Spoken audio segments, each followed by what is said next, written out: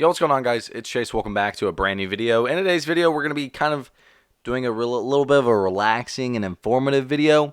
I just wanted to read over this for you guys. It might take a little bit because it is a hefty dev blog from the Rainbow Six Siege developers. This was posted a couple days ago to, of course, the Rainbow Six Siege dev blog. And it's essentially war on cheaters and war on hackers. That's it. Basically, the devs are tired of people cheating in the game. 100% understandable. I mean, I think we all are. Anyone who plays at high ranks literally runs into a cheater or a hacker every game now. So let's just go ahead and dive right into this. They want to make out some points basically saying that no matter what, obviously cheating won't be taken out of the game, but they want to get as close to that as possible. Super understandable. I think that is pretty obvious. The Siege team's approach towards cheating. So what they're going to do is they're going to try to improve the cheat detection, and we're going to dive into that. They're going to increase barriers to prevent cheaters, and then, of course, they're also going to reduce the cheat opportunity and the impact if you do end up cheating. So I think that's really, interesting, the reduce cheat impact. I don't know what that means. It's going to be interesting to see what they mean by that. I don't think they go into any further depth on that one, but I'm truly interested to see what they mean by that. So essentially, here is just a timeline of what's happened. So, they eventually took in battleeye in 2016. Super good choice. They did nothing in 2017. They ended up picking up two-step verification, which was about a year ago now. Maybe it was closer to October. I can't remember, actually. But I do remember this actually being added into the game. Super nice. However, it didn't do much at all. Then in 2019, they added MMR rollback and stuff like that, which I think was definitely a good call. And then DDoS measures, which we know didn't work on the console side because they got hit with some DDoSes pretty hard. And, of course, everything that we're now seeing in 2020 with, like, the Champion League stuff, Steam VAC bans, all of that jazz. And you think that, with all these things that they've added into 2020 for, trying to counter cheating, it would definitely deter people from cheating. It would definitely make people scared of cheating, all of that.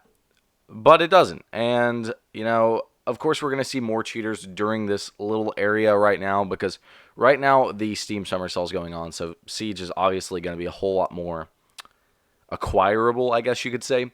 But once this is over and this game goes back up to $20, people aren't really going to want to spend $20 over and over again just to cheat in a game and then have to spend the money on the cheats themselves. So they have data on their anti-cheat system. So I've played Siege throughout every single year of its release. It says that in year 4, they banned close to 75,000 accounts from Rainbow Six Siege access, which is absolutely insane. Big props to battleeye, but at the same time, it kind of shows you how much cheating has grown on this game. I remember back in year 1 and year 2, it wasn't that big of a deal. I don't think you ran into hackers or anything of that sort that often. Maybe every now and then. I remember there being this one hack in, I think year 2 where you could teleport and, plant the bomb anywhere. It was very stupid. But you really didn't hear of it that much. Nowadays, year 4, late year 4, early year 5, holy hell is it a big issue. You're hearing about it tons. I'm sure everyone that you watch has talked about how bad it has gotten. Here it is so far in 2020. As you can see, in April, they spiked.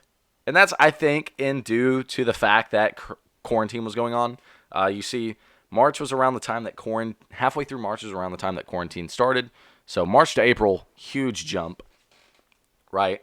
And then back down again. And that's just kind of a sign of, the weather getting better to go outside. Coronavirus kind of starting to slow down. But also, it could be the fact that battleeye just simply isn't working anymore. The fact that cheaters have found loops around battleeye and stuff like that. So it's very interesting. You see all those people cheat on Twitch, and it's just not fun for the players. So I don't know. What do you guys think about this graph? It's very interesting, I think. But here's what they want to go into. So they want to improve the cheat detection. 100% agree with that. They're going to start using data-based detection models for early detection and flagging some cheats. So it's going to have a greater sensitivity to new waves of cheaters. It's going to act as a monitoring and alert system to the devs. It's going to catalyze the investigation, cheat fix, and cheat prevention. It's going to expedite cheater identification and help improve the ban hammer process. Then faster, more accurate investigations into cheaters while minimizing false positives. So I like that. I think what they're trying to say here with this is essentially battleeye is going to look at someone and look at their stats and basically be like, oh, well, they went from having a .5 KD like these seasons in a row, all these seasons, and then just all of a sudden this season they're at like a 3.2 KD, which is absolutely nuts. That's cracked. And they would probably send out a ban or trigger a warning to the devs, hey, look at this player. I think that's what they're implying by this. I think that would be a great idea. battleeye isn't coded to do that at the moment, I don't think. And that's crazy because battleeye is one of the best anti-cheats out there. I know. That's pretty crazy to think that battleeye is the best anti-cheat out there at the moment, and you're seeing all these people cheat just openly. So, yeah. Strengthening the bridge between Siege and battleeye. It looks like they're basically just saying they're gonna, basically what I just said actually. They're gonna help marry together the detection models and battleeye anti-cheat systems, further supporting battleeye and its automatic cheat detection process and cheater ban process. So that's great. What I just said, essentially like the .5 KD to 3 KD, seems like that's what they're going to be implementing. It's going to be hella work to code that, I believe, but I think they'll get it done. The thing is, like, people don't realize that stuff like this takes forever to code. It is a whole lot of work for developers, and during times like this where those developers don't have access to their offices or such, it can take a while. We're seeing games be delayed tons, movies be delayed tons, TV shows, all of that be delayed tons because of this coronavirus.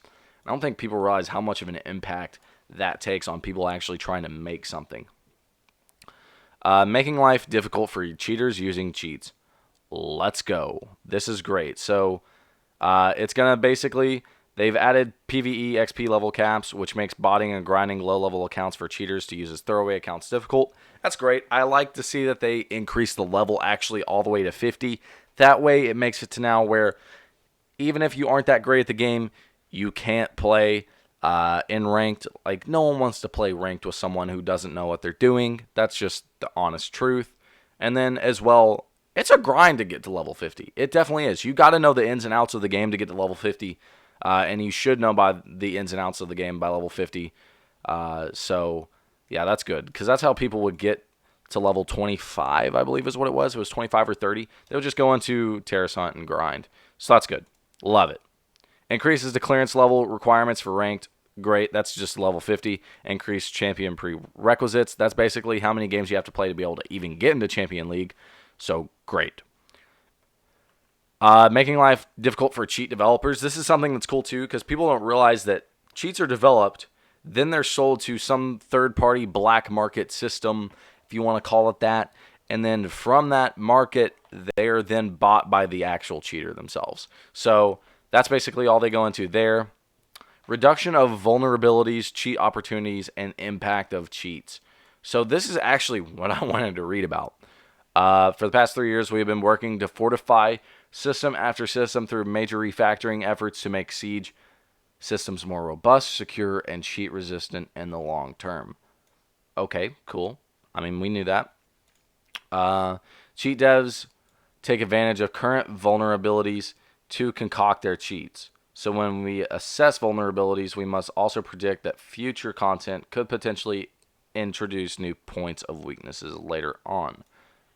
We frequently run vulnerability assessments. Okay, I don't know what the hell any of that means. If you guys know what that means, comment down below. Vulnerability fixes. To address any vulnerabilities, we have a dedicated team tasked with fixing vulnerabilities on live, as well as working to prevent potential points of attack in the future. Okay, so that's good. They have a team that's literally tasked just to stop, Siege and the parts of Siege from being able to turn into cheats, if that makes sense. So that's good. They've been the force behind fixes for many cheats, such as the infinite ammo, speed hacks, teleport hacks, crash hacks, and many others. I hate to say it, but Speed Hacks 16, still in the game. They might wanna look into this little part right here. Speed Hacks are still definitely in the game. Don't think they're not. I promise. Wrap up. Our efforts against cheating will never relent. Understandable. Should be. That's the way it should be. Let's be honest. We will continue to fortify our barriers. Blah blah blah. We hope this blog was able to shed some light. That's good. I really wanted them to make a statement to the community on the cheating in the game. It's been absolutely ridiculous since the start of quarantine, and this graph really does prove it, how crazy it has gotten this year so far. So far, halfway through, 5 months in, whatever you want to call it, halfway through 2020, we've had probably around 40,000 hackers, 50 to 60,000 hackers already. That's like literally, oh wait, right here, 50,000 basically. 50,000 hackers alone in 2020, halfway through it, when year 4 capped at 75K. So we could potentially have close to 100,000 battleeye bans in 2020. And I'm glad that they made a statement about that. That's something they really needed to do. What do you guys think about battleeye? Have you ran into any hackers this new season of Siege? I'm glad to see that the Ubisoft development team has made a statement on it. I just want to make this quick little video talking about it. I know it was boring, and I'm sorry. Follow my Twitch link down below in the description. Come watch me play Siege. Maybe come play Siege with me. And I will see you guys later. Peace.